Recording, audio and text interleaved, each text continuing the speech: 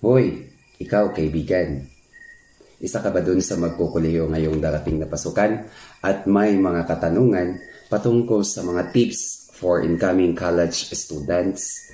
Halika, pag-usapan natin. Baka may maitutulong yung ideya ko tungkol sa mga tips na iyon. Una, base experience ko, dapat masanay kang tawagin na Mr. or Miss. Halimbawa, Mr. Cruz or Miss Cruz. Pangalawa, huwag kang maniwala doon sa mga sinasabi na hindi na uso ang notebook sa kolehiyo. Dahil doon mo isusulat ang mga important ideas na diniscuss doon sa lesson nyo. Pangatlo, dapat marunong kang magsulat ng mabilis kasi mabilisan ang presentation. So dapat ma-take note mo yung mga important points doon ng mabilis kapag marunong kang magsulat ng mabilis. Then, pang-apat, matuto kang gumamit ng mga meeting and learning portals tulad ng Google Chrome, no, or Google Classroom rather.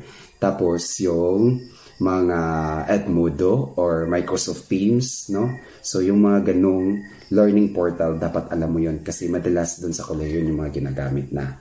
Tapos, pang-lima, masanay gumamit ng or gumawa ng PowerPoint presentation. Gumawa ka ng presentation gamit ng Canva. Kasi yun yung panibago ngayon. So, dapat marunong kang gumamit ng Canva. Tapos, pang-anim, bawasan ang pagiging mahiyain. Which is, ito siguro isa sa mga pinakadapat mong matutunan para magiging isa kang good performer college student. Panghuli, if you have already the confidence, dapat you have to review. It's not just you have to review, but you must review.